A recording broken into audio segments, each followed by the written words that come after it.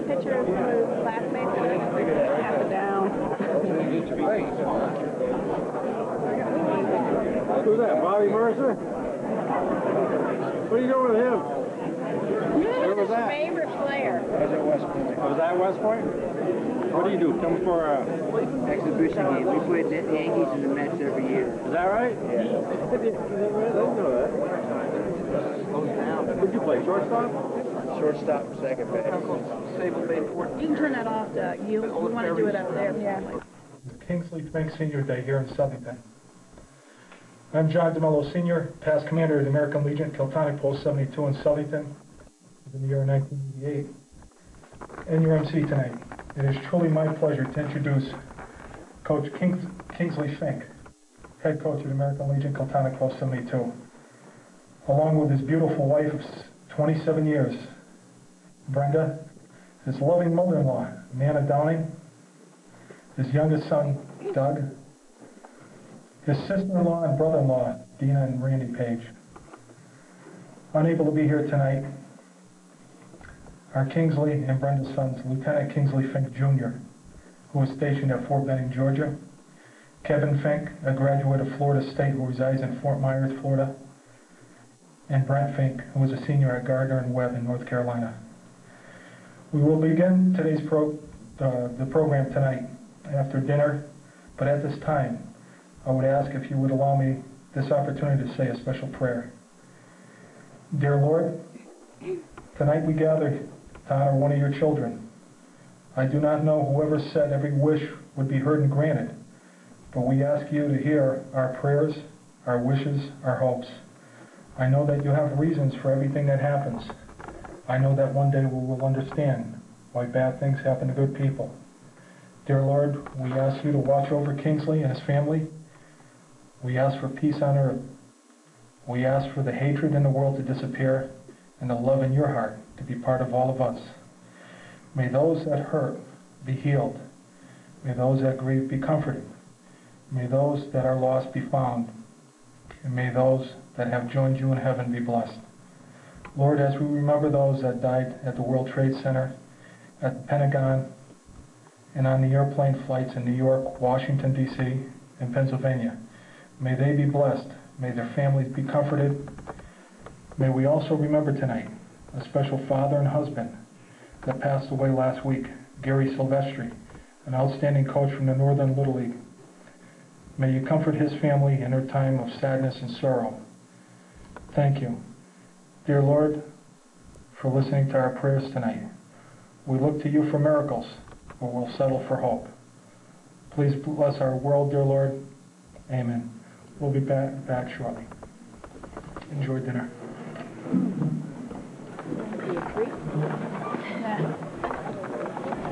He said he did this whole thing.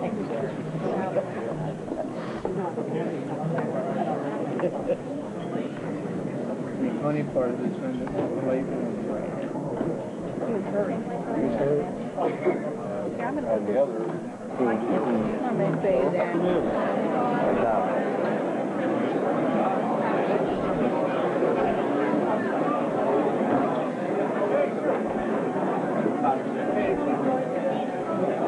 It's all the way. Yeah, it's about all, yeah.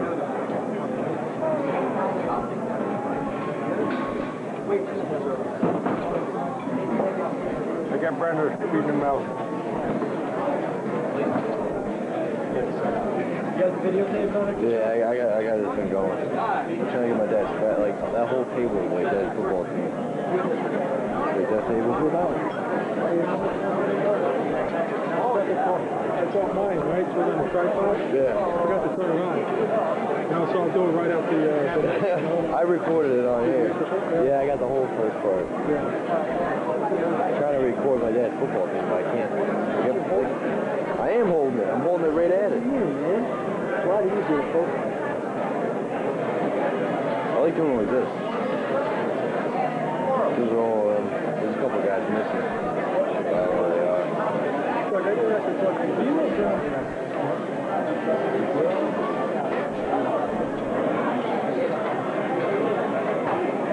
Get all the 9. one, the parents that took it from the Yankees. He won all of it, but now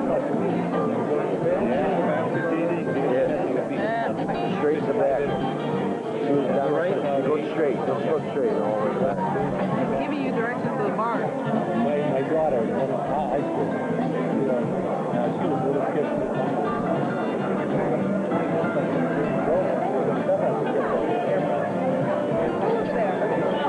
She's young. And I know how you guys are. Yeah. These are all very I know, my girl's married. Young whippersnapper. She's got southern accent. Where's the kids go by at the same time? Well, we got them at the same place. I told Kingsley he was at her about too. They're nice. the one I walked over by. I don't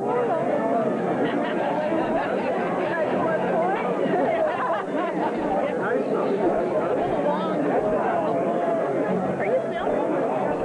Yes, Mom, I am. Please. I want you to film the program. I got 167 minutes to deal with. 167. 167. Remember my earrings? I have one over here too. Once again, welcome to the AquaTurf Club here in Southington. Tonight, we honor and pay tribute to Kingsley Fink. I first want to thank everyone in attendance for making tonight a reality. I want to send special thanks to my wife Jen, my son John Jr., Dave Rustico, the assistant baseball coach with American Legion Post 72, the Diamond Club coach John Fontana, the Gridiron Club coach Jude Kelly, Bob Cleason of Yankee Gas and past commander of Post 72, Helen Henney, Bob Kelvinick, manager of the American Legion Post 72 baseball, and the AquaTurf Club. During the past 2 weeks of planning this special occasion, I was blessed with the opportunity to speak with so many special people. As you will see tonight, special honors from his community, his state, his nation will be bestowed upon him. Let me give you a little background on Kingsley. First of all, let me say a happy belated birthday, Kingsley. Happy birthday.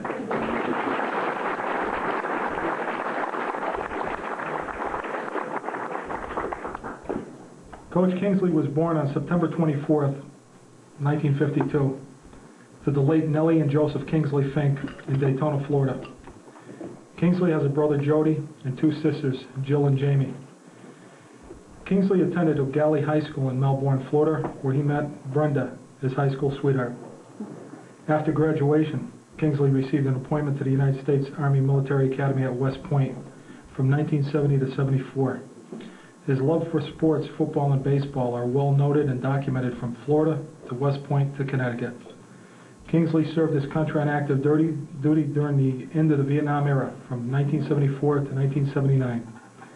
And in the U.S. Army Reserves, he was honorably discharged as a major. Kingsley and Brenda were married on June 13, 1974. They were blessed with 4 boys. Kingsley Jr., 26 years of age, Kevin, 24 years of age, Brent, 22 years of age, and Doug, 18 years of age. Kingsley and his family were settled in Florida when a position with Yankee Gas brought them to Connecticut. The coaching skills of Coach Fink that molded kids into outstanding players in Florida would soon find its way into the baseball fields of Southington, Connecticut. Southington, Connecticut has been known for years as a championship town for sports. The dedication of coaches from the Northern, Southern, and Western Little League and Senior Leagues, the junior and high school levels, to the American Legion baseball program all come with a price. The cost is the love of the game, the willingness to share your knowledge with the future of tomorrow, and the honor that comes from winning. Kingsley has been an asset to the baseball program in Southington, from the Southern League to the position as head coach of the American Legion Kiltonic Post 72 team the last 2 years. Coach, tonight, this is your honor. Tonight is your glory, and for me and other parents that watch you coach our kids, to everyone here, it is our privilege, our honor to know you and show our respect and our gratitude to you. God bless you, Coach.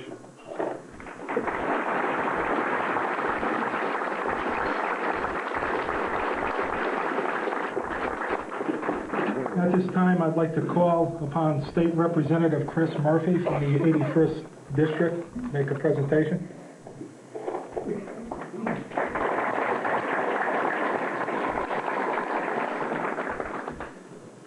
John for putting together this amazing event. Kingsley, I obviously don't have the pleasure of knowing you as well as the rest of the people in this room, but as I just mentioned moments ago, they say that you can judge a person by their friends, and I was surprised when I walked in here to see so many old friends of mine from Southington and beyond Southington. Some people I didn't even know had a connection to this town, and they do because of you. It says a lot about you to have these wonderful people here tonight, to have wonderful friends who are willing to come here and share this moment.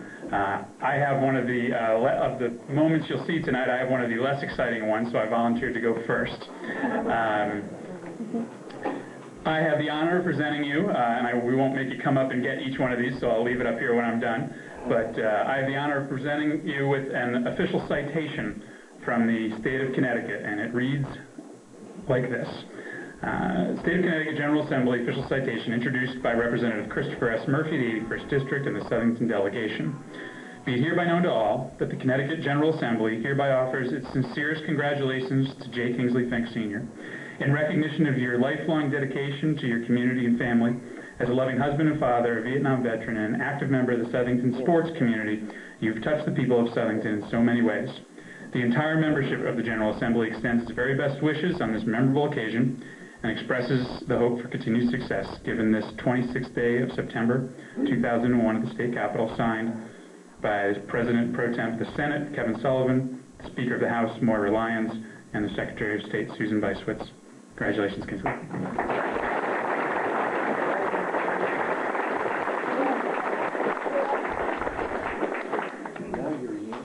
At this time, I'd like to call upon Town Council Chairman William DiPaolo to make a presentation.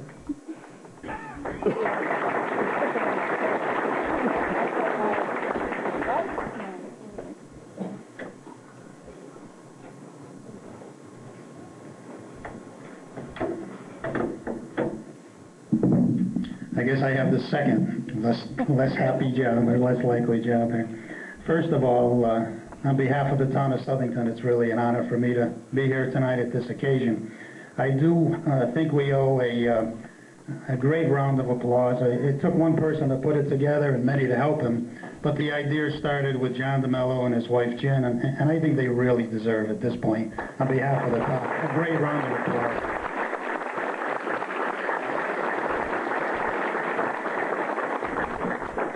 Thank you, John. Representative Murphy, the Fink family, the American Legion Post, ladies and gentlemen, it is my pleasure to present a proclamation also to J. Kingsley Fink. And like Chris, I have not had the opportunity to hear of him, but I have had the opportunity to read of him. We met tonight the first time, similar to Chris. And my only regret is we haven't had a gentleman like this in our town many years before after reading his credentials. Southington has a wide range of volunteers that do voluminous work for us, and he rates right up on the top with one of the best as far as what's been done for the town of Southington. Proclamation for J. Kingsley Fink Sr.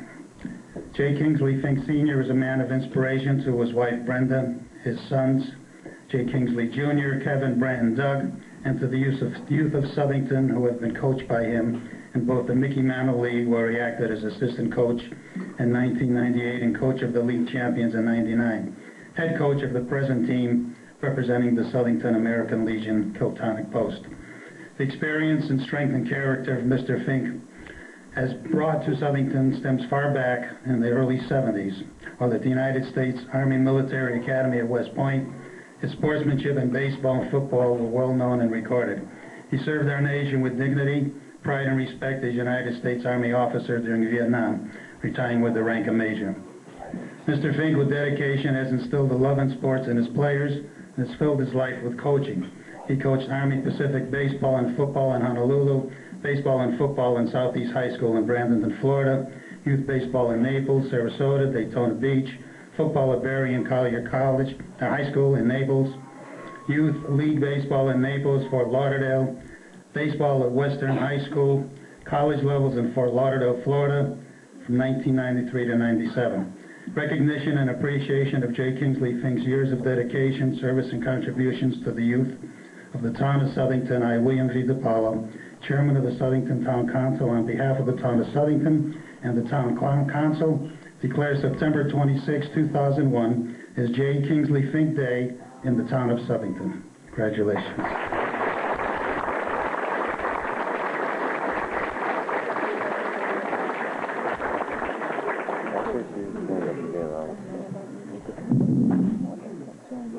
Southington, Connecticut over the years has been noted as a powerhouse for both football and baseball teams. The designation of such a glory comes through the efforts of both the coaches and the players.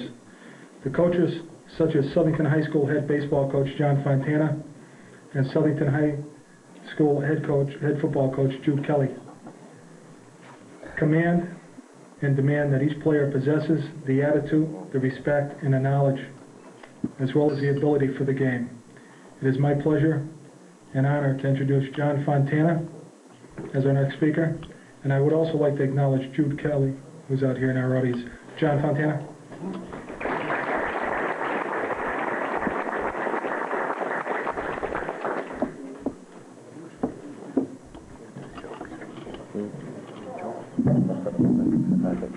Kingsley, family, American Legion, and friends.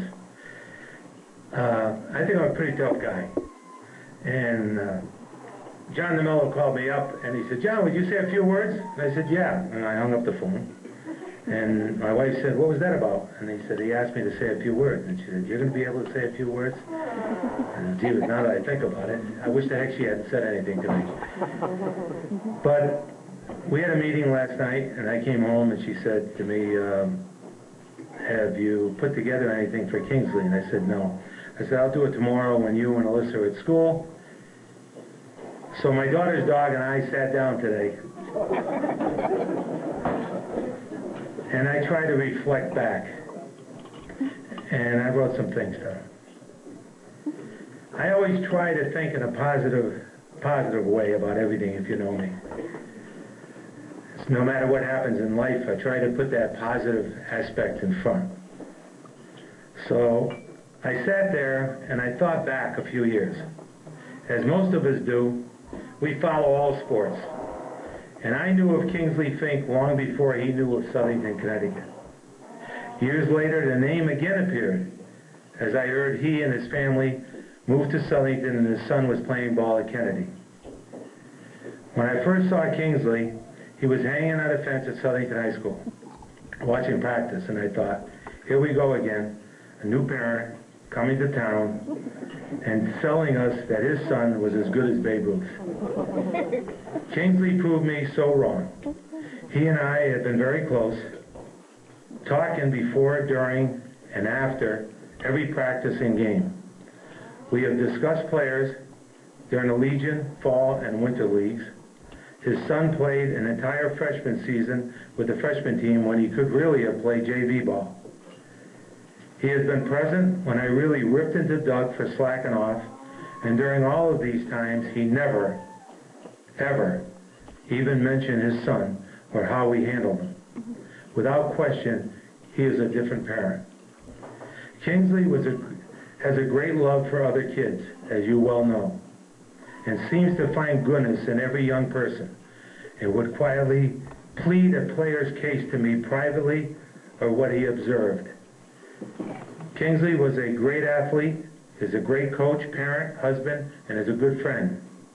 I cannot think of a better person to be given a testimonial than Kingsley Fink. The town of Southington, the Legion, the players of all the leagues in our town, and Southington High School baseball and myself are all better for knowing Kingsley, and I'm happy to have him as a good, genuine friend. Thank you.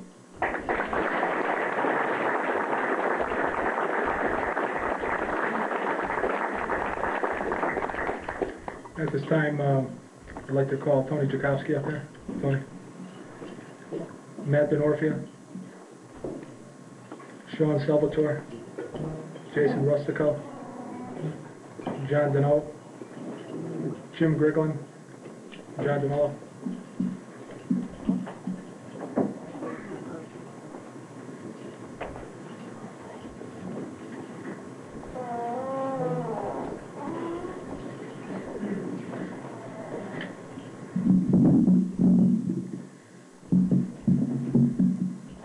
On behalf of the state of Connecticut, I, John G. Rowland, Governor, take the utmost pleasure in extending greetings and congratulations to Mr. Kingsley Fink as he is being honored at the AquaTurf Club. Over the years, Mr. Fink's commitment to public service has been outstanding. He has shared his knowledge, expertise, and compassion for others, not only with his colleagues, but also the community at large. He has devoted thousands of volunteer hours coaching various youth baseball teams and the American Legion Post number 72 baseball team.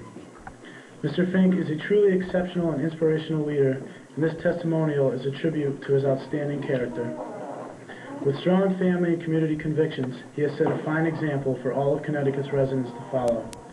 Mr. Fink's service to the people of Connecticut certainly reflects the highest standards of professionalism. He has proven to be a model citizen, highly regarded by the public he has served, and well respected by his peers. Therefore, I, John G. Rowland, Governor of the State of Connecticut, do hereby proclaim September 26, 2001 as Kingsley Fink Day in the state of Connecticut. I urge all citizens to join me in commending Mr. Fink on his many achievements and his outstanding leadership. Signed, John G. Rowland.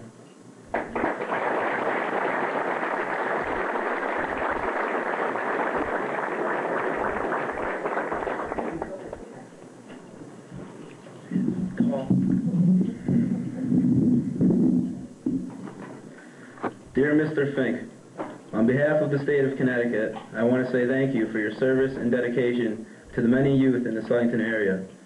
I am sorry that I cannot be at the testimonial dinner tonight, but I know that family members and friends, along with your former players, will be there to pay tribute to you. The young people of Southington have depended upon you for many years as a baseball coach. I have no doubt that you not only taught them how to run around the bases, but also how to be a good sport, how to be compassionate, and how to give back to the community, as you clearly have done. Through your military service as a graduate of West Point, you have served the United States honorably. We thank you for serving and for ensuring our freedom. Sincerely, Jody Rell, Lieutenant Governor.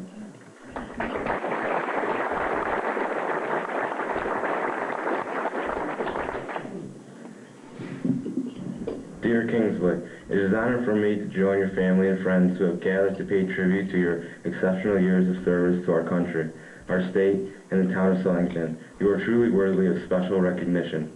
After graduating from West Point, you served our country honorably and well during the Vietnam War.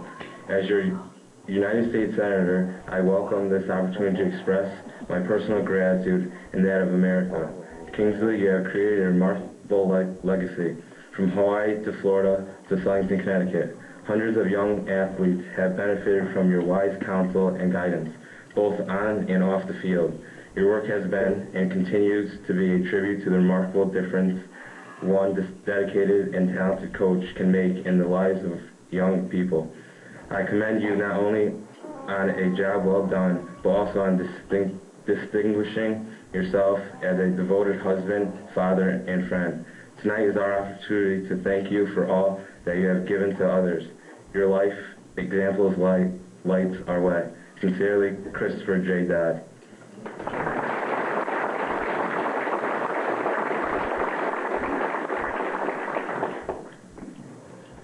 Dear Kingsley, allow me to extend my greetings and best wishes to you on the occasion of this testimonial in your honor. This recognition by your family and friends is a testament to their feelings for you and all that you have meant to the Southington community. I am always pleased to learn of the constituents who share in their time and energy with young people. When someone with your athletic ability reaches out to children, you are instilling them with a sense of accomplishment, self-esteem both on and off the playing field. As a baseball coach to youth teams and the American Legion Post 72 team in Southington, you have shared more than the fundamentals of the game. Your players are now well in the concepts of teamwork, sportsmanship, and discipline. These are traits that will shape their individual characters and remain with them for the rest of their lives. Kingsley, I wish to express my heartfelt thanks for your commitment to coaching and your willingness to share your talents and enthusiasm with people of all ages. Your compassion and determination have been an inspiration to everyone who has the privilege of knowing you. Very truly yours, signed Nancy L. Johnson.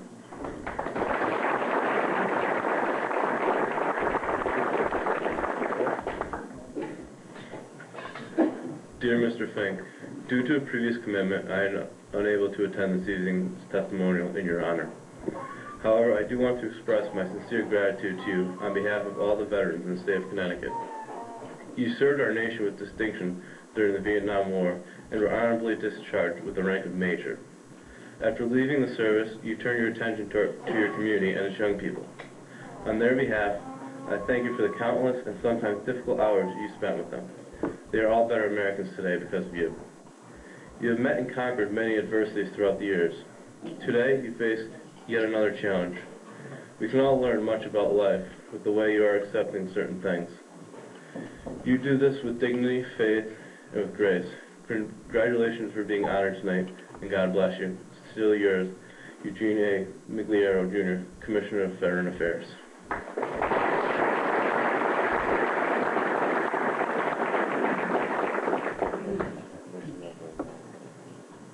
Dear Kingsley, I'm sorry I can't be with you tonight, but I can feel the warmth of you, your family, and friends, all the way here in Houston. You always have used sports as a way to put a smile on your face, with all you accomplished as a youngster, all the way to your days at West Point. But the way you've used sports to put a smile on so many other faces is what's put you in such a special category. You've coached so many, coached them to be better players, and more important, coached them to be better people. You have strived for excellence, something which Brenda, Kingsley Jr., Kevin, Brett, and Doug have known forever. Enjoy the night and those around you, as so many have enjoyed you. Yours truly, Chris Berman.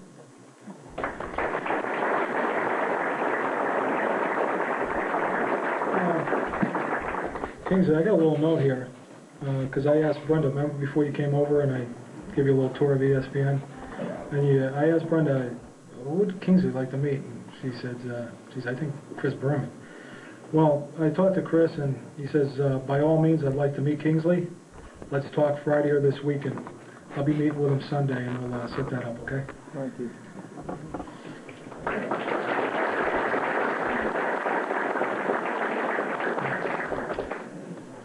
Dear Mr. Fink, it is a pleasure to join with those gathered here today to honor you.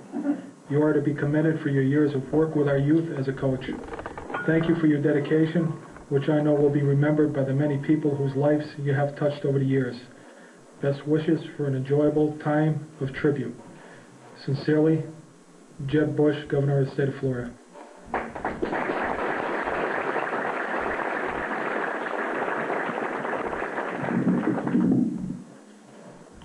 Dear Kingsley, it is my great pleasure to send my formal congratulations as you are honored at a testimonial dinner for your many contributions to your community over the years. You are a shining example of the effect one person can have on his community. You have given generously of your time and energy to coach young people in every community where you have lived. Your leadership and knowledge have made the difference with each baseball or football team as they have learned the value of working together as a team to achieve their goals. Each player has benefited from the skills you have brought to your work and has come away with a better understanding of their true abilities. Your long-standing commitment to youth athletic programs exemplifies your sense of civic duty and community service. Please accept my best wishes. You are recognized by the many members of the community who have been touched by your good works. With every good wish, Joseph L. Luhrmann, United States Senator.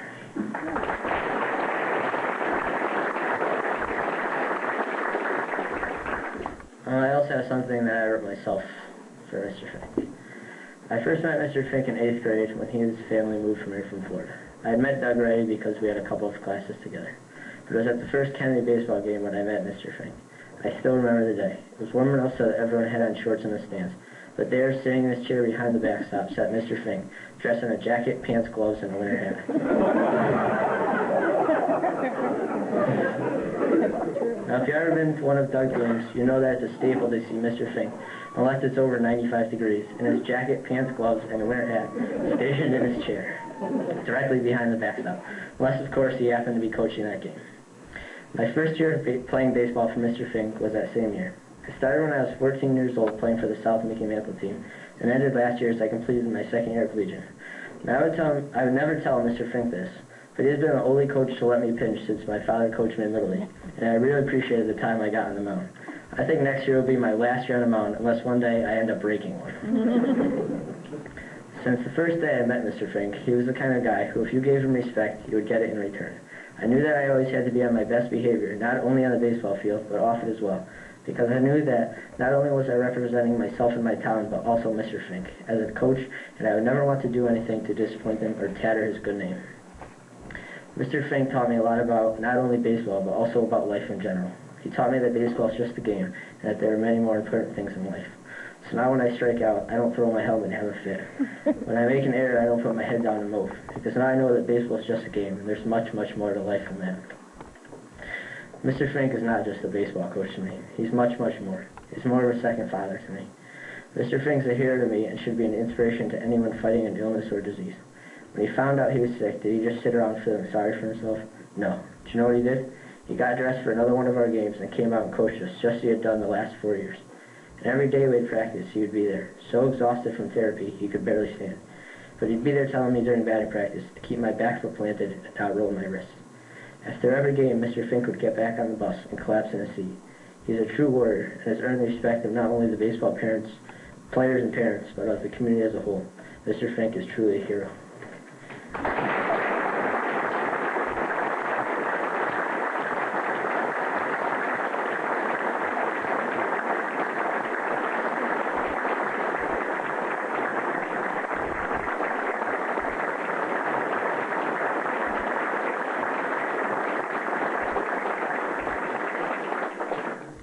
This time I'd like to ask Tony Chukowski and Matt DeNorfia to make a special presentation. On behalf of all the players that have played Legion over the past 2 seasons, I'd like to present Coach Fink with this plaque. The plaque reads, Outstanding Coach Award, presented to Coach Kingsley Fink, from his players in heartfelt appreciation for his many hours of dedication and commitment to the American Legion Post-72, 2000, and 2001 baseball teams. Thanks, Coach.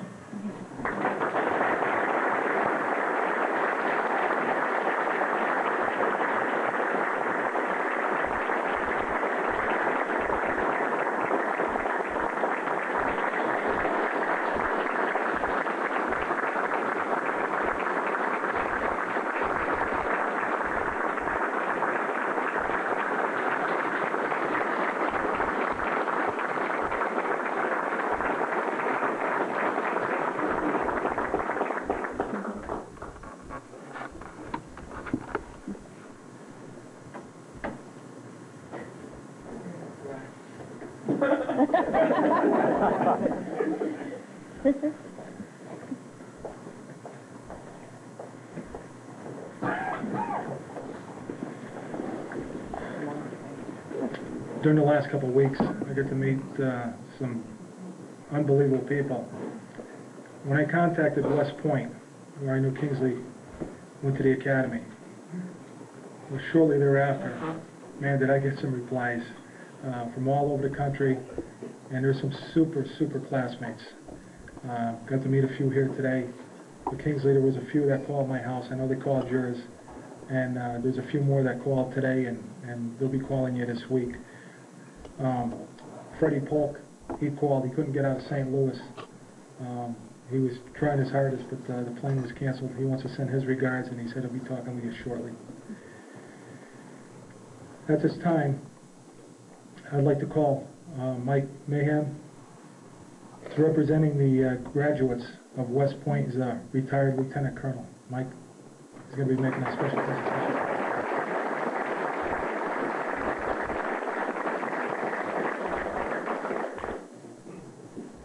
Kingsley and Brenda, tonight I'm here in 2 capacities. The first one is an official capacity as representative of the Association of Graduates of the United States Military Academy. The Board of Trustees of the Association would like to present you with a resolution. The resolution reads, Resolution of the Board of Trustees, Association of Graduates, United States Military Academy.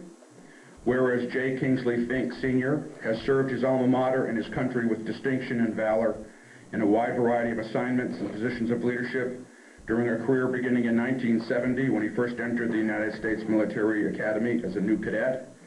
And whereas Kingsley Fink, as quarterback of the Army football team from 1971 through 1973, ranked 2nd of all Army quarterbacks in career pass attempts, pass completions, and total yards gained, and twice led Army to stirring come-from-behind victories over arch-rival Navy.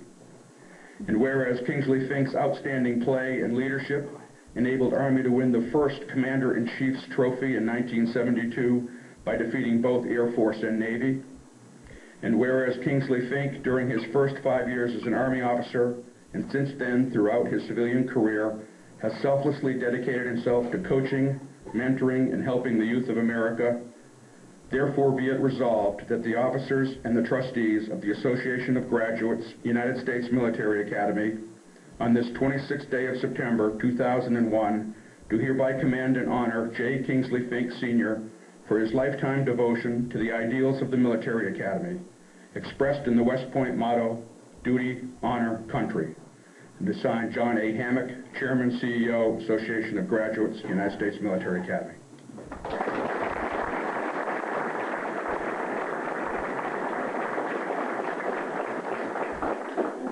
I know Kingsley from another viewpoint, and as many of you do, I was a coach through one of Kingsley's sons, who was an extremely talented athlete, Kingsley Jr. I don't think I'd ever call him Junior to his face, though. Played rugby for me at West Point.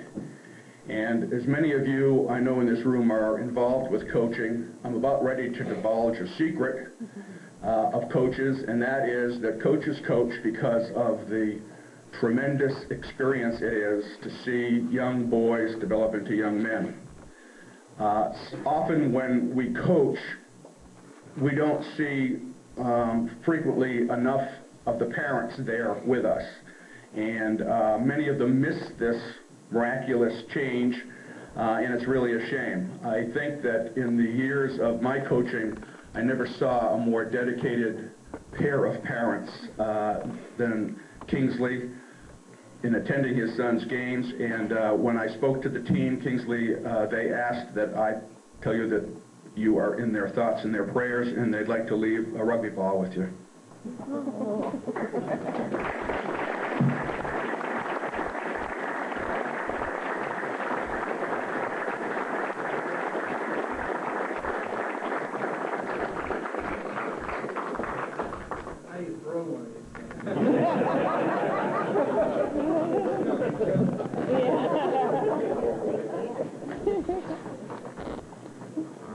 Thanks a lot, Mike.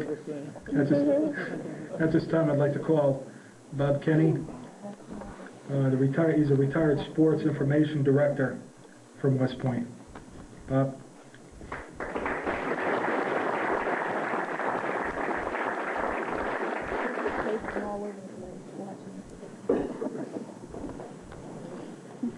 Good evening, everyone. I had the privilege of knowing Kingsley for the full 4 years that he spent at West Point. And it didn't take long for Kingsley to let the West Point community know that he was on post. Arrived in the summer of 1970, and by the time October of 1970 rolled around, his name was known throughout the Corps of Cadets. Not for all the positive reasons. Most of the time we heard him before we saw him. Being in the locker room, at practice, and whenever there was a photographer or a TV cameraman around, I knew where to find Kingsley. There was nothing shy about his getting in front of a camera. Plebes weren't eligible to play on varsity levels in 1971. I got to see Kingsley play a lot of plebe football. And at year's end, I congratulated him on a nice season. And he said, you know, I'm also a pretty good baseball player. Okay. Well, as a sophomore at Yale, Kingsley helped guide Army to a winning season. And in the season finale with Navy, played probably one of the greatest games of his life in helping us beat the midshipmen 24-23. When the game was over, he was carried off the field. And he'll be quick to tell you, he's the last Army player ever to be carried off of a football field. And that's a true story. And then it was 1972 and the exquisiteness of 77-7 against Nebraska. We tend to forget that, Kingsley. But we do remember the following week when Army, a 5-touchdown underdog, went down to play Texas A&M in College Station in a Saturday night ball game. Nebraska had beaten Texas A&M 37-7 before we played Nebraska, and again we lost our ball game by 70 points, which prompted one of my friends in the public affairs office to give up betting on football games. He had Army in 50 and lost by 20. But the final score of that Texas A&M game was Army 24 and Texas A&M 14, a game in which Kingsley again excelled. And after that season, he reminded me once again, I'm a pretty good baseball player. Well, come 1973, and he had completed his football eligibility, he was able to play baseball. And I could see in Kingsley the same courage, the same leadership on that baseball diamond that he had displayed on that field of friendly strife we call a football field. A leader? Absolutely. Kingsley, you are a very special person in a very special fraternity of West Point graduates, which this nation so proudly refers to as the long gray line. You taught many of us lessons that we don't even realize ourselves today. You were there front and center. No task too big, no hurdle too big to overcome. A leader, yes, but most importantly to me, a special friend. A friend for life, a friend for eternity. I am here to read a letter from a classmate, Dr. Chris White, who was unable to be with us tonight, but asked to have his letter read. And I read from Dr. White. I was privileged to be a classmate of Kingsley Fink's at West Point. We spent 4 years together from plebe year until graduation as members of Chargin' Charlie 1, C1. Kingsley and I had very different personalities and interests, and likely we would not have spent much time together had it not been for the need to survive the discipline of the military academy. I accepted the discipline of West Point pretty well, and tried to abide by the rules and regulations under which we were forced to live. Although I did get my share of demerits, I never once had to walk the area. Kingsley, on the other hand, was more of a free spirit, occasionally pushing the envelope and making cadet life more lively and interesting. Although I enjoyed sports, I was not talented enough to play on any of Army's intercollegiate athletic teams. I tried to excel in academics and was fortunate enough to graduate high enough in the class to attend medical school after graduation. Kingsley, on the other hand, put his talents and energies into sports. He was the starting quarterback on the Army football team for 3 years. While many of you are no doubt familiar with Army football, perhaps you don't appreciate how significant the football team is to the Corps of Cadets. In most large colleges, the football team is separate from the rest of the student body. The athletes live in separate dorms, eat separate meals, and occasionally even graduate with a degree. At West Point, there are no football scholarships. Cadets play football for the love of the game. Additionally, cadets at West Point get no special treatment. They take the same classes as all the other cadets, endure the same discipline, have the same rigorous military training, and graduate with a bachelor's degree. All cadets who graduate know that they will spend at least 5 years on active duty after graduation. Thus, the Army football team is truly representative of the Corps of Cadets. Their classmates are out there on the football field. When you win, you celebrate together, and when you lose, you hurt together. To demonstrate their solidarity with their classmates on the field, the entire Corps of Cadets, known as the 12th Man, stand throughout every football game. When I was a cadet, I was proud to be able to tell people that I knew Kingsley, and I was very proud of his accomplishments. We beat Navy 2 out of the 3 years that he started. Unfortunately, our senior year was the year that we lost. I don't remember the score, but it was abysmal. He's right there. I remember going to Texas A&M during my cow or junior year to cheer on the Army team. We won that game, which I believe was an upset. Yes, it was. And if memory serves me correct, Kingsley ran for a touchdown. Kingsley never ran the football, so this caught everyone off guard. He was also given the key to the town of Fink, Texas at that game, something that you'll hear more from John Seymour in a little bit. As I was writing this, I looked it up on the internet, and Fink, Texas still exists. It is a town of 20 to 25 people in Grayson County, Texas. In fact, the fourth Friday in June has been designated as Fink Day in Texas by the Texas legislature. By the way, Kingsley still is among the top quarterbacks ever to play at Army. In the 1973 season, he passed for enough yards to put him 5th on Army's all-time list of passing yardage for a season. I am not surprised that Kingsley has continued to be involved with sports as a coach and a father. He is a great competitor who knows how to have a lot of fun. Oh boy, does he. I expect the kids that he coaches love him. On a personal note, Kingsley, I am surprised to learn that you now live in Connecticut. As I recall, you grew up in Florida. However, I discovered in the West Point alumni book that you managed to get a 3-year tour in Hawaii before you got out of the Army in 1979. Good job. My first assignment after my medical training was Korea. I guess being a star on the football team had some advantages even after graduation. I regret that I didn't keep up with you after graduation. I was too busy going to medical school, learning how to be a pediatrician, getting married, raising a family, etc. Sometimes it seems the urgent things in life crowd out the important things. It isn't until we're older or are confronted with our mortality that we realize how precious family, friends, and faith really are. I regret that I cannot be in Southington for this wonderful celebration. I hope it is a special evening and that those in attendance appreciate what a terrific guy you are.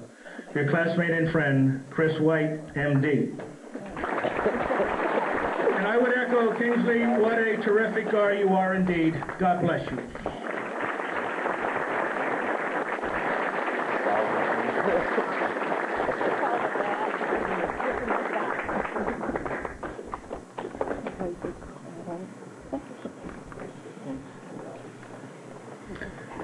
At this time, I'd like to call upon Gary Miller, the classmate and teammate of Kingsley's.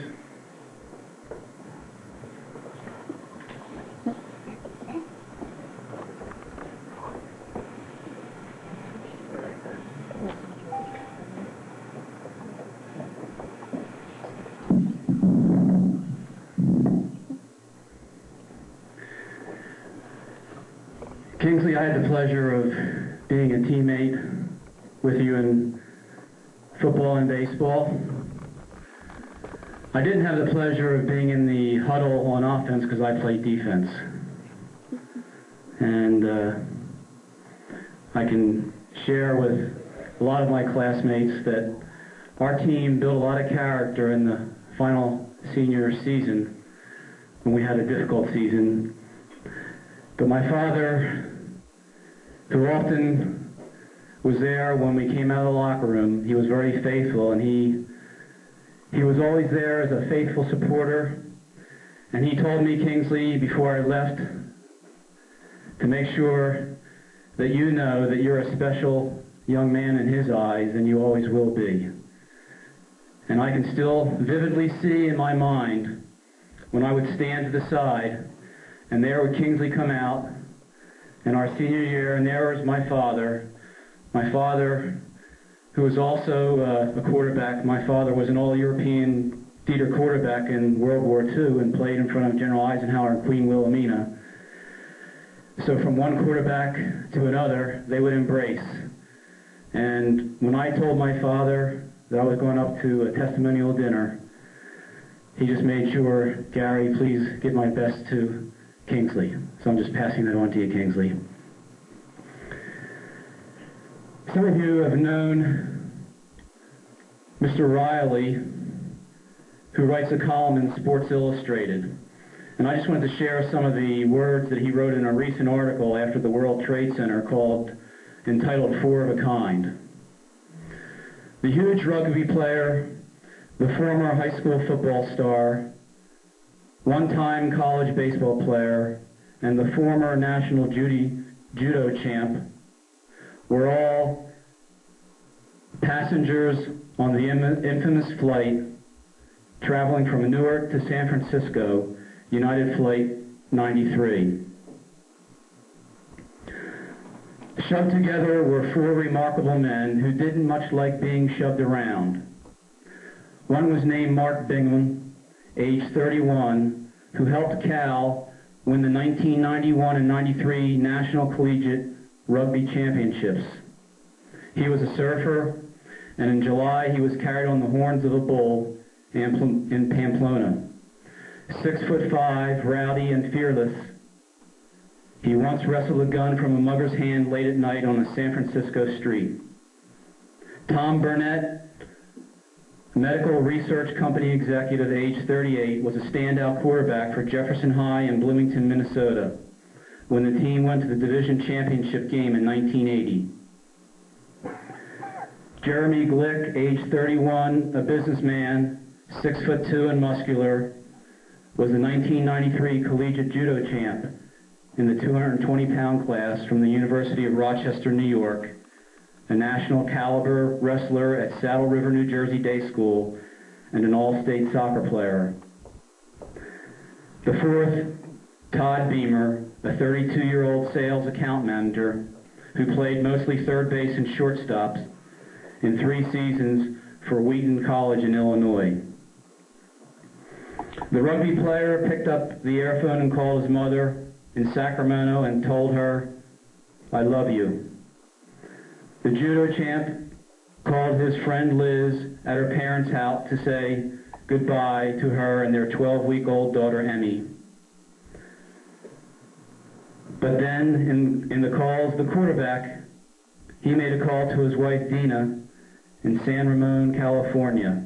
And in the conversation the baseball player had with a GTE operator, the men made it clear that they had found out that 2 others hijacked planes and cleaved the World Trade Center towers. The pieces of the puzzle started to fit. Somewhere near Cleveland, the passengers in Flight 93 had felt the plane take a hard turn south toward Washington, D.C. These 4 gentlemen, with a common bond of athletics, came up with a plan. Burnett told his wife over the phone, "I know we're going to die. Some of us are going to do something about it." And the wife knew that his plan was to take over the hijackers. Nobody is alive or sure about what has happened, but there's good reason to believe that those 4 stormed the cockpit, and that flight never made it to Washington. Mr. Riley goes on to conclude and say, "At times like this, sports and athletics are trivial. But what the best athletes can do is keep their composure amid chaos, form a plan when all seems lost, and find the guts to carry it out.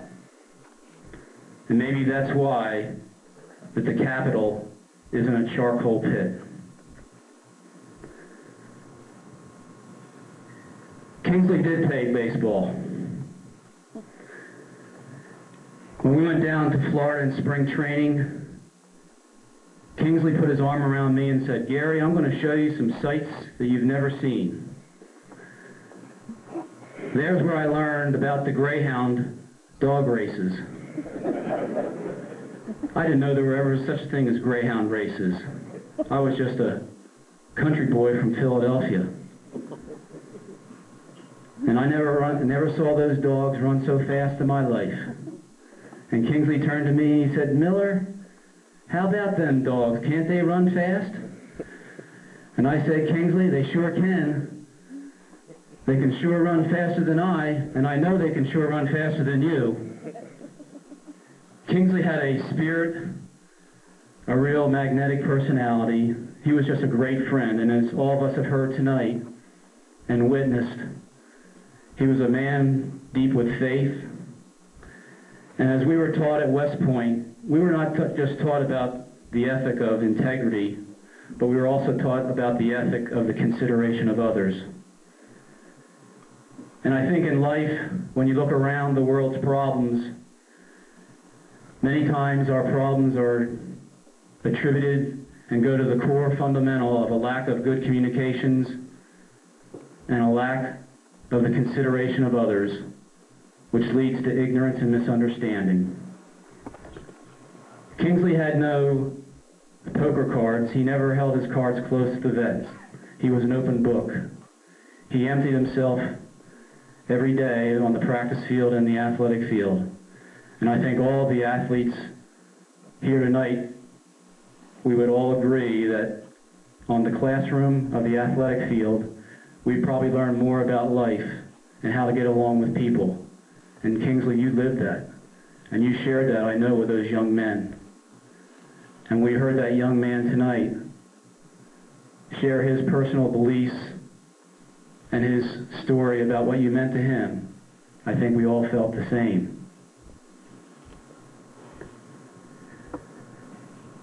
In a gesture of linking the generations, I called the head coach of the Army baseball team, Coach Joe Sotolano, and I said, Coach, I'm going up to Connecticut to pay respect and tribute to a great baseball player and a great football player. His name's Kingsley Fink.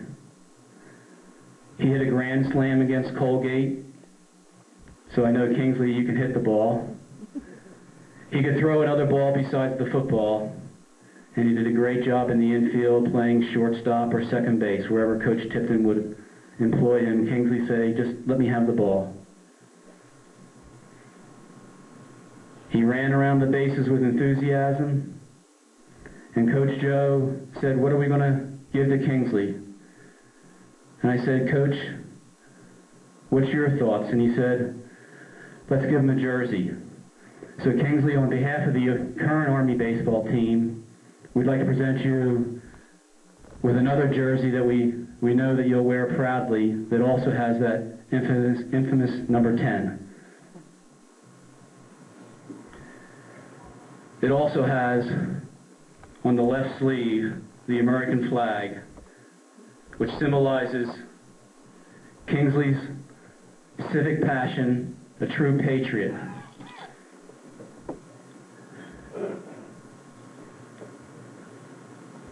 This is his number 10, and in the front says Army with number 10. Kingsley, God bless you, and thanks very much for being a great friend and a true example of character.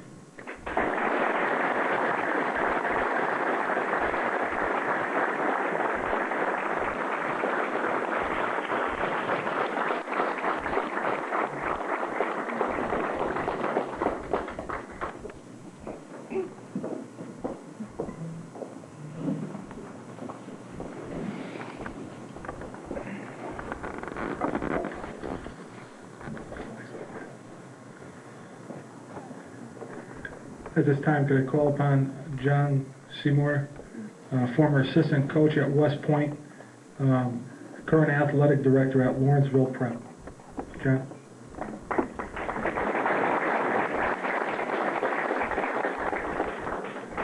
Thank you, John. Well said, Gary. I don't think anybody can top that from our two tables. Speaking of two tables, Kingsley, I'm sure you saw us. Long gray line. Could you stand up, please?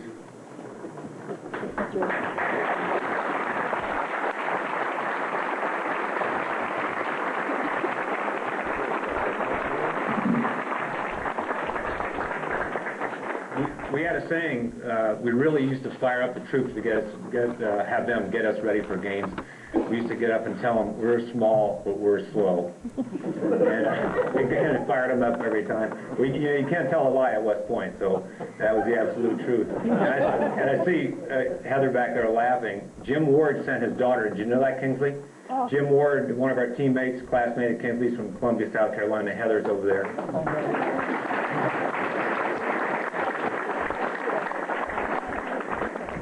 Heather moved up and took a job in New York City on September the 11th.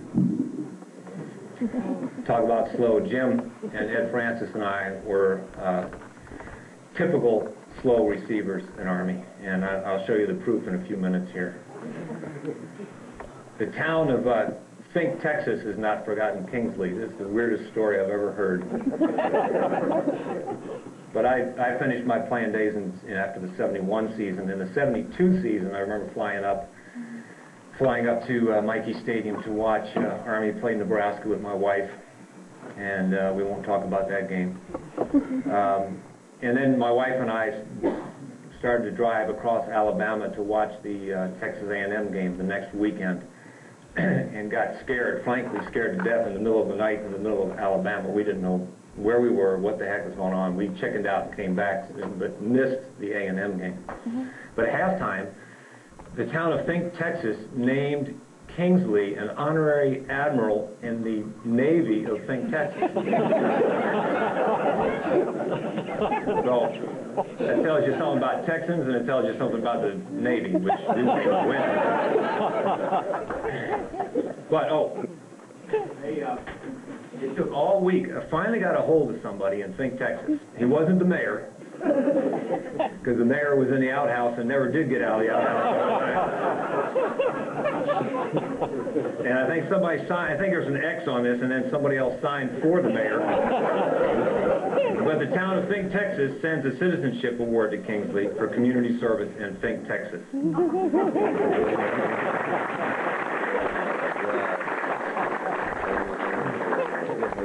Where's John Jr.?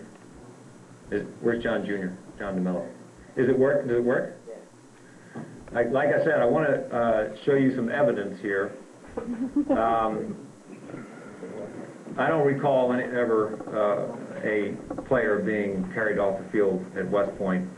I know they carried coaches off the field at West Point. I know they dragged a lot of players off the field at West Point. But I never saw anybody get carried off. I played there in Kingsley's time and coached there for 16 years. Never saw anybody get carried off. So I've got the evidence. If Kingsley has told you he's the only one ever to be carried off the field, he's not kidding. I'm going to show you the evidence now.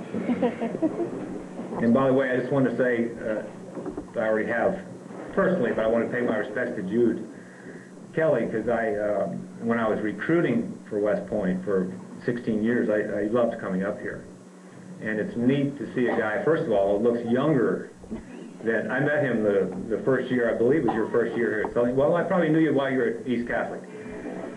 But, you talk about dedication. It's just nice to see a coach who's still with it, who manages to stay younger than ever. But you talk about a guy that cared about the kids. He would come up to Army every spring and spend time with us in spring ball. He was a wishbone guy. And I just want to say again, Jude, congratulations. I'm glad to see you still here.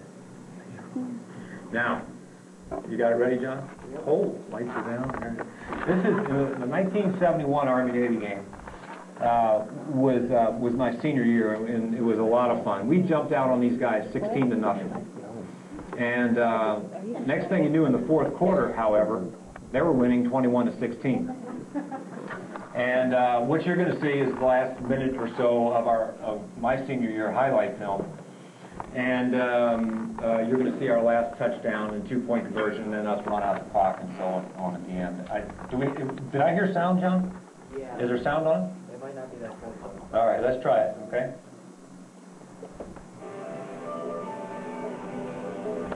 Kingsley's number 10 right there, obviously.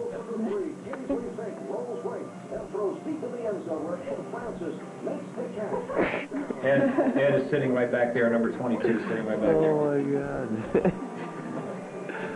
What the? Didn't have women there cheering for us back in those days.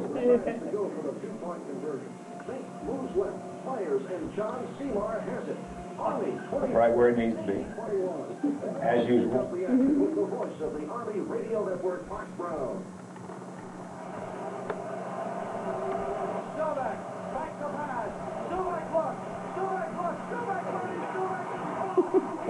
We'd gotten the ball. We scored, went ahead 24-21, and we'd gotten the ball, and a classmate of mine whose brother had been killed that week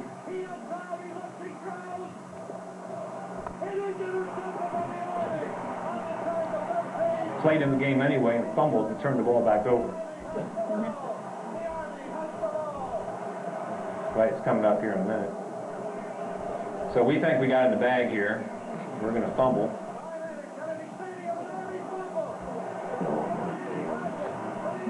Kingsley's over here getting interviewed on the sideline during that.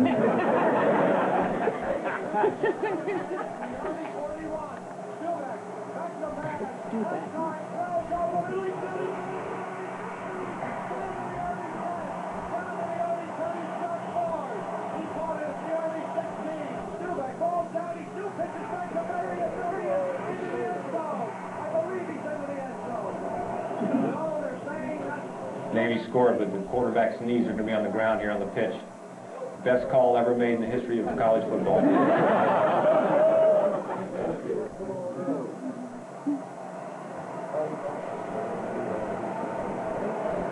There were 97,000 people at that game, and they said it was a flop because the stadium wasn't full at 104,000.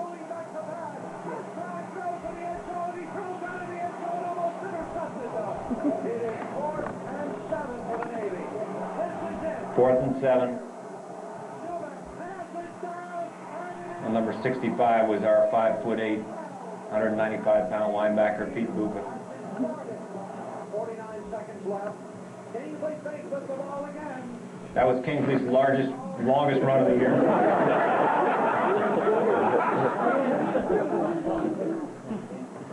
This old Ron Danhoff ran this 7 seconds off the clock. We gave up a safety, ended up winning the game 24-23.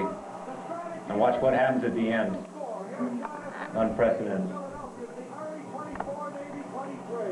The first one-point victory margin of the 72-year history of Army-Navy games goes to the cadets in an incredible thriller. The glorious heritage of West Point adds yet another successful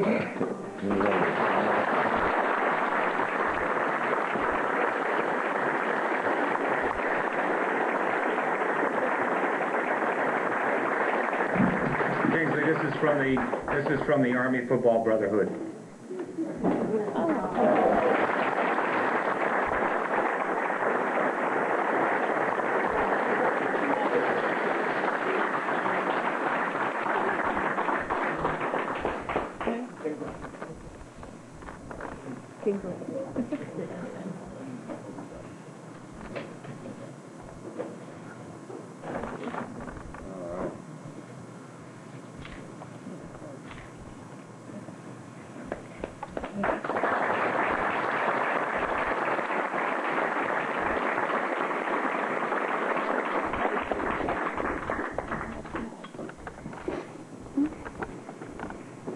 At this time, can I call Pam Ward, or Heather Ward, I'm sorry. I got you confused because I talked to your mom today down in South Carolina. And Heather came in from New York tonight.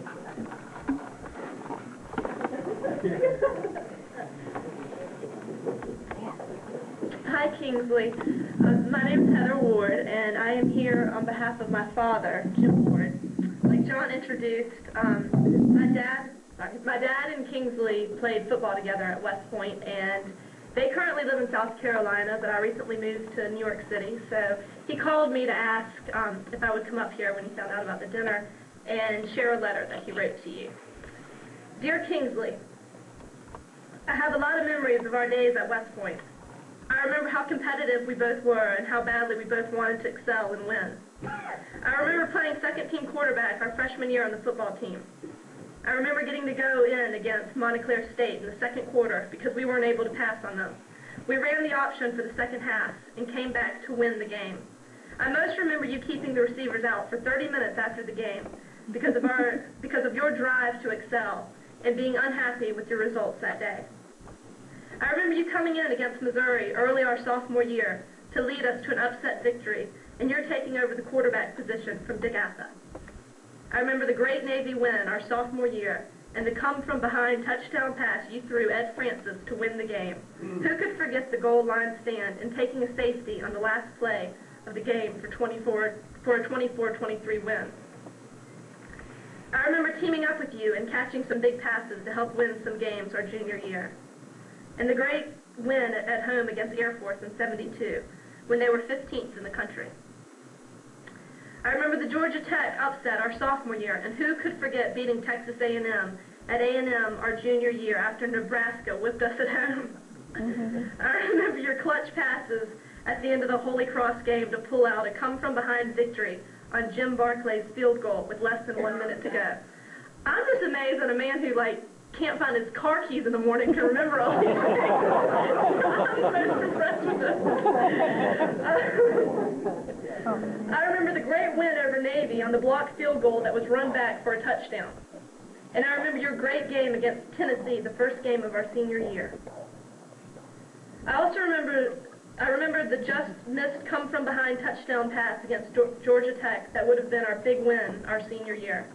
And playing number 1 Notre Dame and number 2 Penn State games 4 and 5 out of our senior year, which devastated the rest of our season. I remember you not being voted the best athlete in our class, which you so deserved. And I also remember the great group of people we played football with our 3 years at the academy. You were a great athlete and a competitor, and I'm so proud to have been your teammate for 4 years. God bless you and your family. Sincerely, Jim Ward.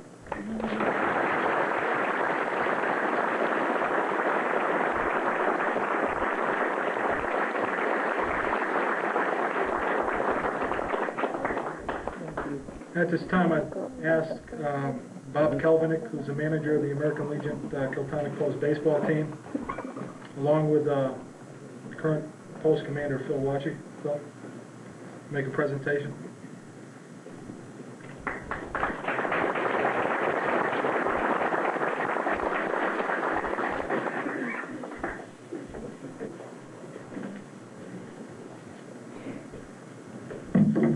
Boy, it's a tough act to follow, especially that last one. Kingsley, coach, is going to be very short and a bit sweet.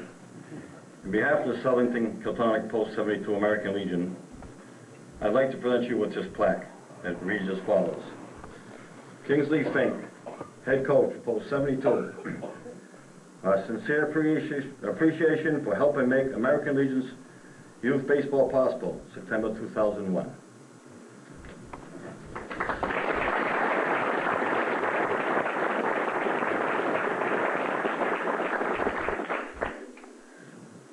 As commander of Kiltonic Post 72, I bring greetings, warm wishes, and thank yous from the entire post membership for all your contributions to our post, team, and all youth.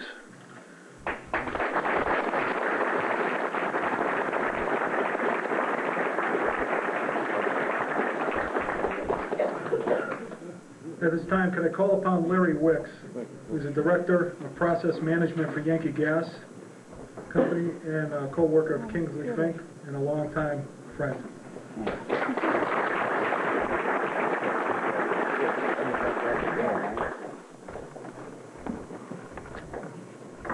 First off, I'd like to say I'm very proud to have been asked to come here and speak at this testimony for Kingsley. The theme of my testimony is going to be Kingsley's legacy.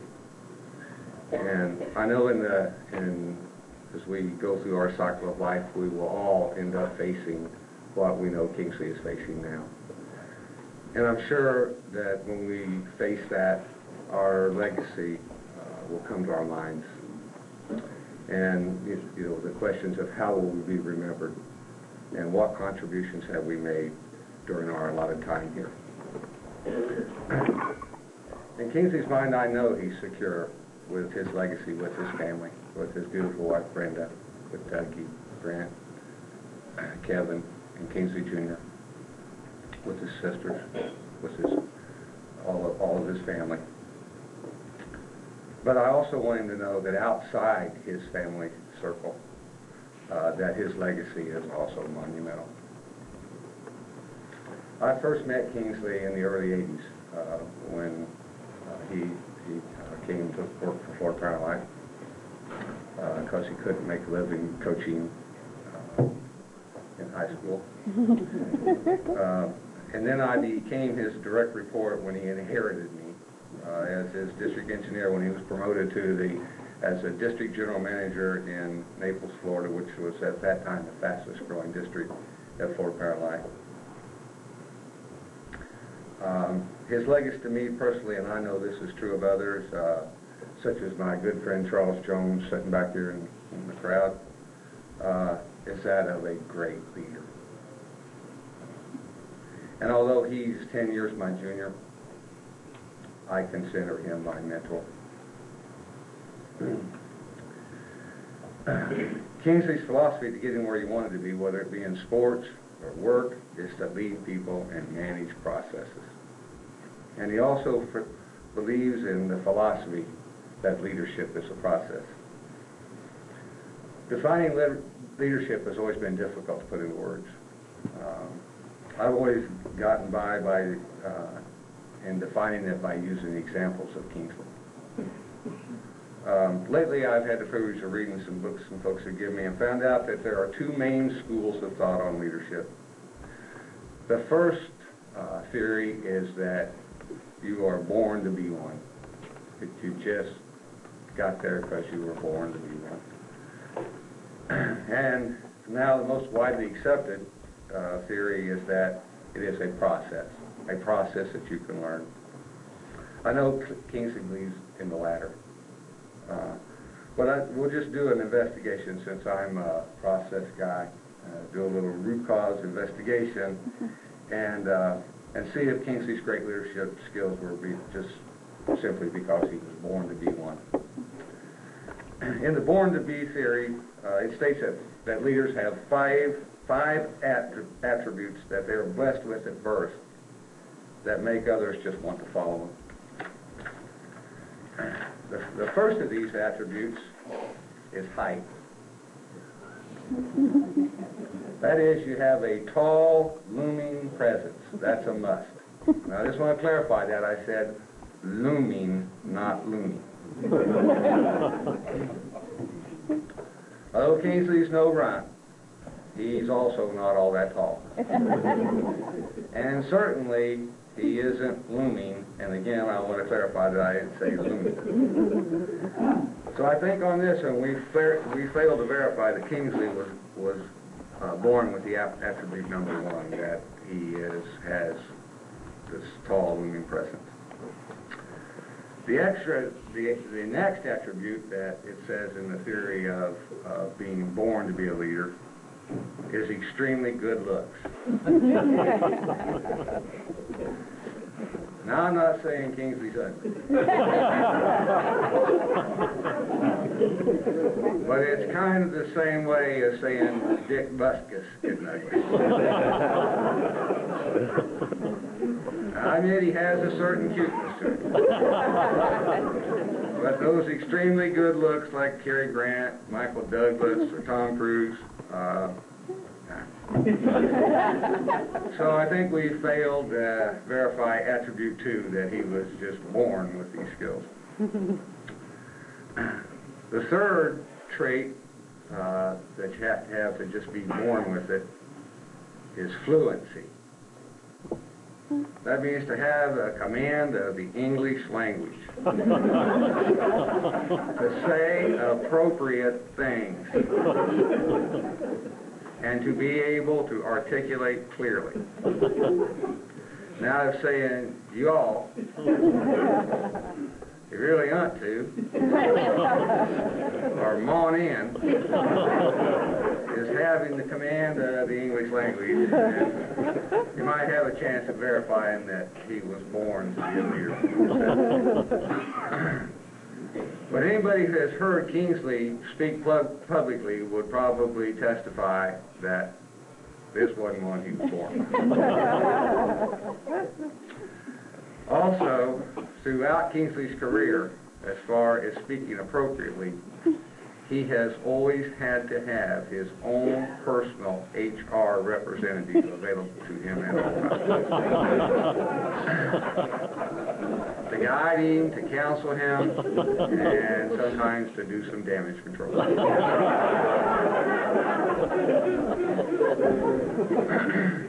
So anyway, I think attribute number 3, as far as verifying that you were born with it, it's kind of a bust as well. Now here you really got this one. Trait number 4 is intelligence. Okay. Now this is where Kingsley gets really high rates. I mean, he really does. As far as he is the quickest learner I have ever had the privilege to be around. And then he can equally apply what he's learned with the snap of his fingers. There was a legendary engineer at Fort Parent Light that summed up the best comment about Kingsley's intelligence. And that was that the first time he met him, he quickly recognized that Kingsley was blessed with a pornographic memory.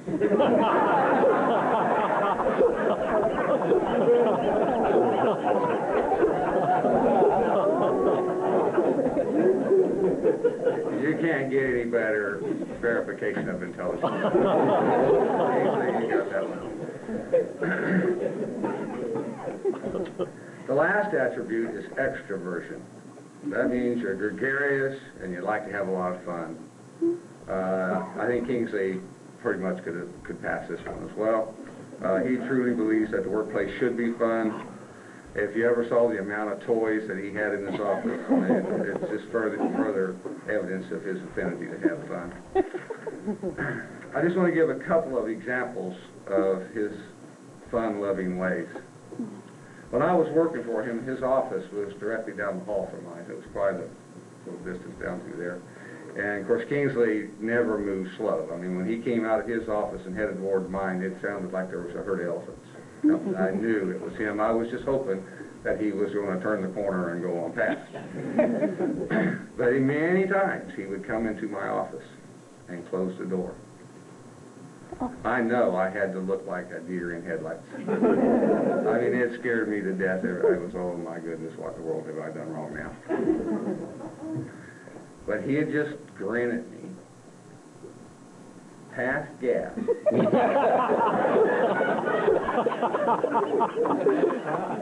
Get that impish look in his eye and leave every bit as quickly as he came in.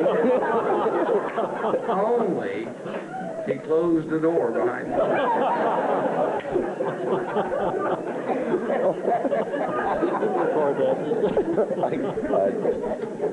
He liked to have fun.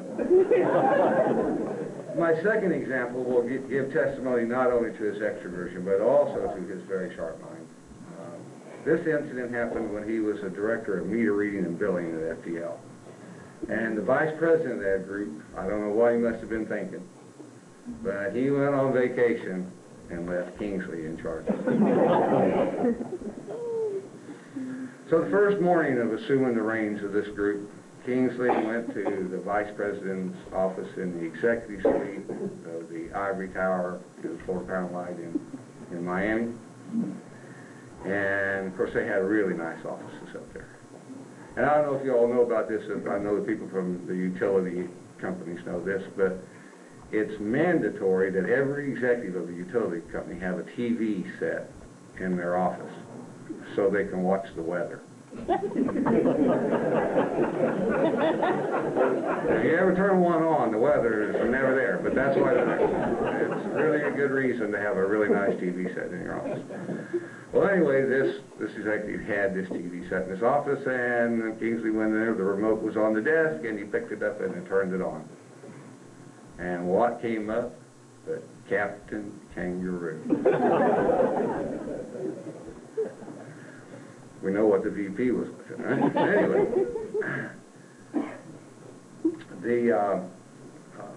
but what amazed Kingsley is he didn't know it was still on. He hadn't seen it from his kid, and he didn't even know if it was still on. And so his curiosity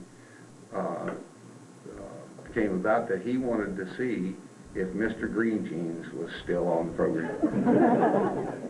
So he just decided to watch for a few minutes, and he thought, well, while I'm watching this, I just as well get a little bit comfortable. So he leaned back in that great big overstuffed leather chair and put his feet up on the desk. And got so interested in watching Captain Kangaroo, he failed to notice that the president of the fourth largest investor-owned utility in the United States had just walked into the room.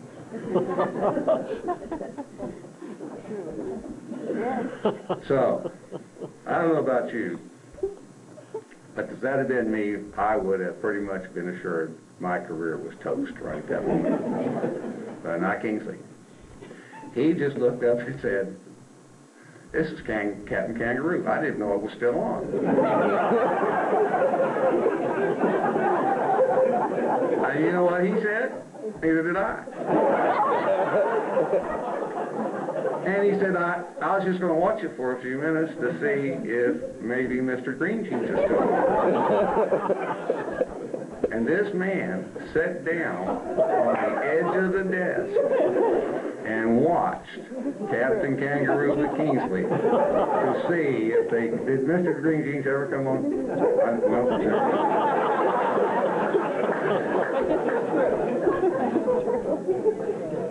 So, you can see from that how quick-witted he is, and generally, he just like to have fun. So that completes our test of whether he was born to be a leader. And I hate to tell you the score. Of course, in baseball, it got you to the Hall of Fame. But in this, he got 2 out of 5. And that's 40%. That flunk you out of just about any respectable learning institution in the United States, with the exception of maybe Florida State. He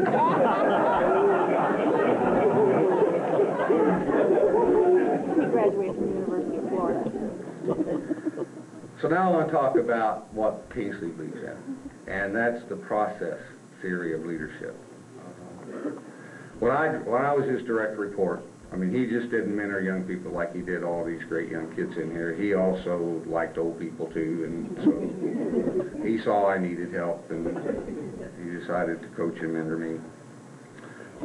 You can just look at me and tell that I wouldn't have passed those traits of born to be a leader.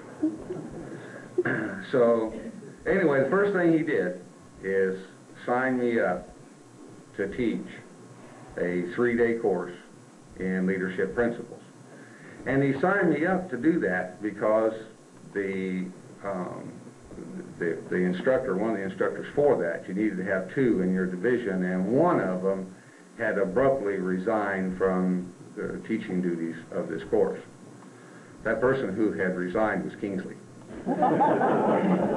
And he needed somebody to take his place. But I know he knew that that would help me. At least I'm pretty sure that's why he did. Anyway, I'm glad he did, because I learned some really great stuff in teaching that class. And I started to take pride in recognizing when Kingsley was using this stuff, either on the other direct reports or on me. And one of the things we used in teaching that course was Kim Blanchard's 1-minute manager. And in that, he talked about using 1-minute praisings, 1-minute goal setting, and 1-minute reprimands. And I could watch Kingsley do that stuff all the time. In fact, when he was doing it with me, I don't think he ever caught me, but I was secretly timing to see if he got it done. When he'd get started, I'd look at my watch. And then when he quit, most of the time he did it in 15 or 20 seconds. He was really good at it.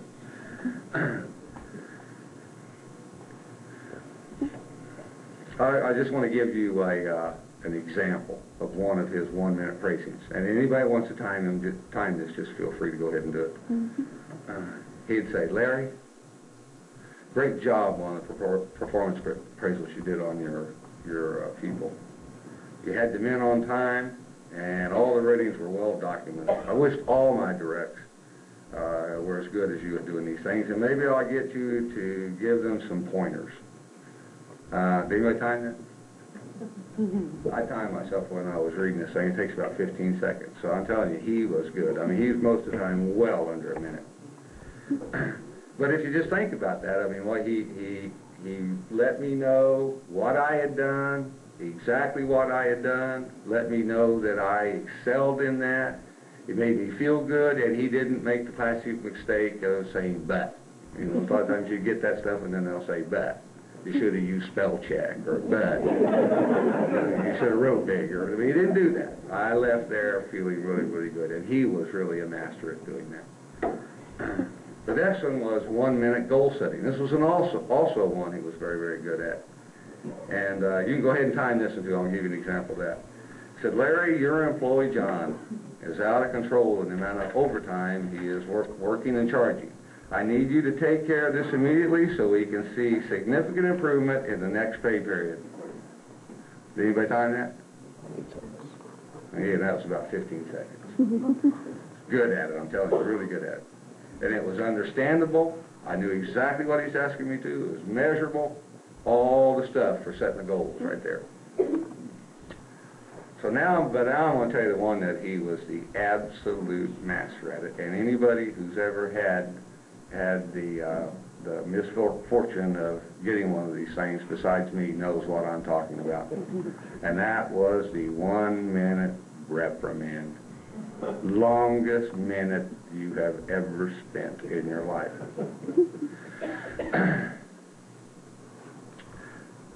Fortunately, I only got one of these because I knew I'd never, ever wanted to have another one. And it went something like this. Larry, I am really disappointed. I asked you to take care of the overtime situation with John. The results were less than 10% improvement, and I hardly call that significant. I might have expected this kind of performance from someone else with lesser skills, which is doubly disappointing to me. And this is hurting, I'm telling you. I can take care of this myself. But if I have to do that, it pretty much says I don't need you. And then he paused. Nothing was said for like 20 seconds. I'd rather been having a root canal.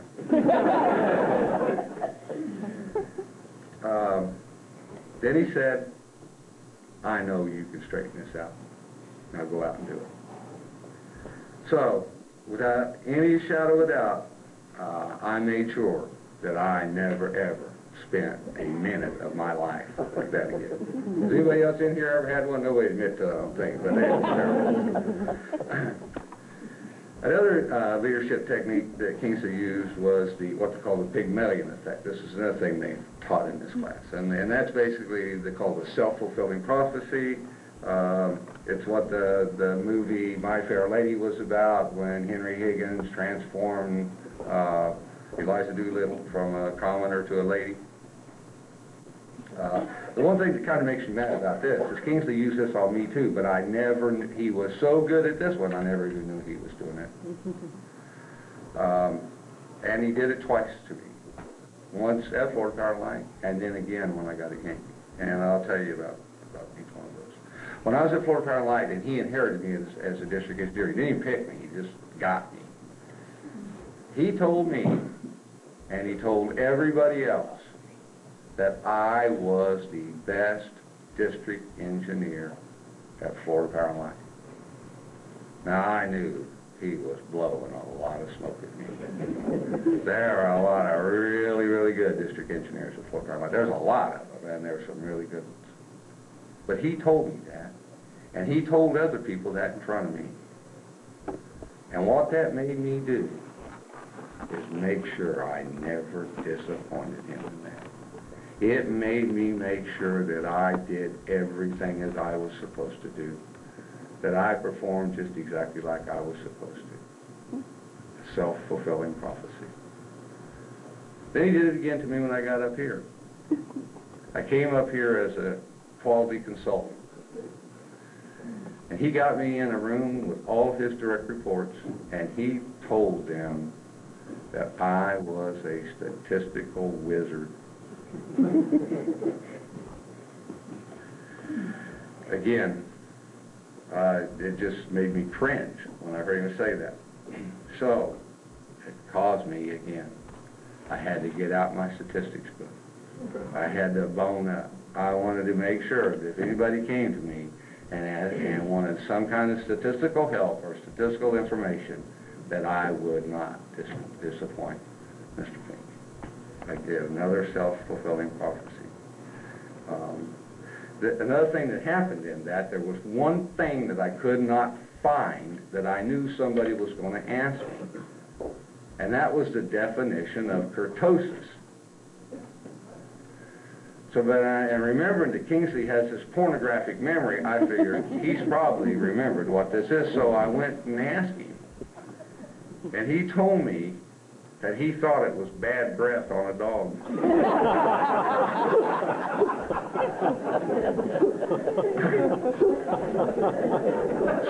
So far, I did find the definition of it, and so far, nobody's asked me. And if you want, does anybody want to know what the actual definition of? Huh? You do? Okay, I looked it up, and I finally found the statistic, which I had to write it down because it's kind of technical.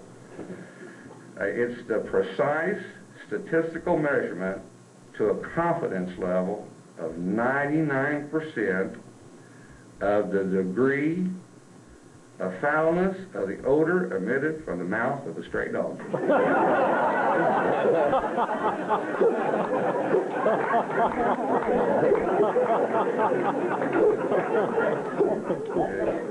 I should have never questioned.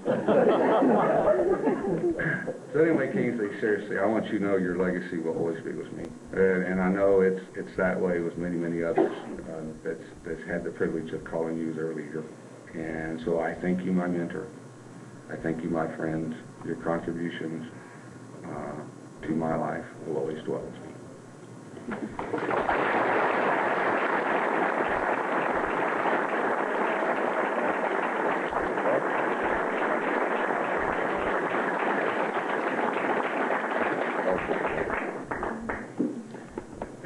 At this time, I'd call upon Dave Phillips, who's the sports editor of the Observer newspaper in Southington.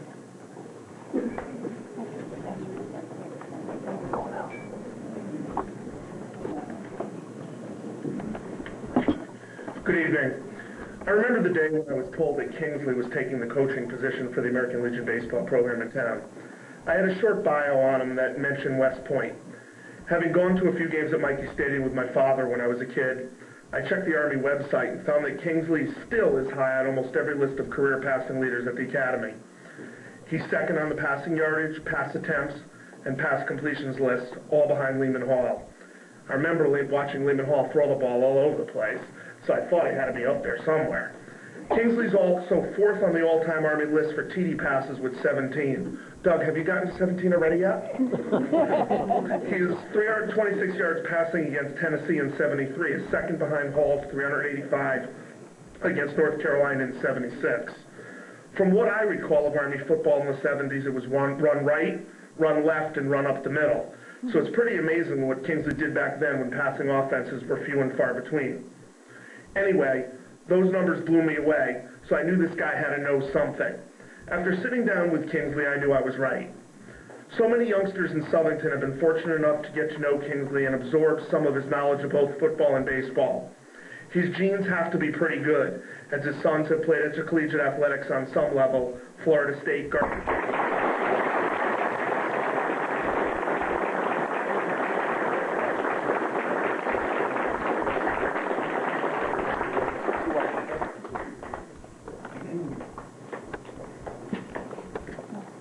I just want to ask everybody, in case they didn't do it yet, there's a banner over there. If you please sign it for Coach Kingsley Fink. As the evening comes to a close, the special tributes that were given, the honors, awards, the speeches were truly wonderful. For Coach Kingsley Fink, it is what we all feel in our hearts for you that brought us all here tonight. I guess we do not always say what we feel to each other. Yes, we take a lot of things for granted every day in our lives. The small things that we all seem to think can be said tomorrow or done tomorrow. Coach, from all of us, your family, your friends, your players, thank you. Thank you for the memories that will be cherished throughout the years. Ladies and gentlemen, Coach Kingsley Fink.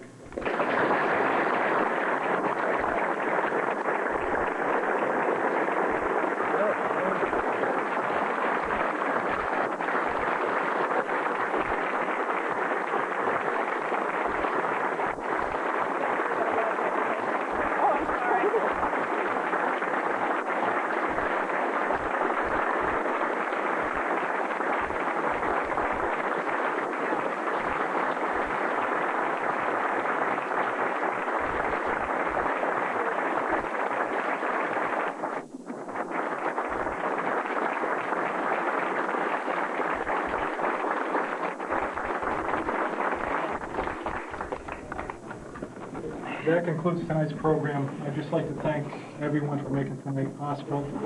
And the guys from West Point, thank you. Very special. These guys came from all over the place. It was an honor for me. Thank you again. God bless.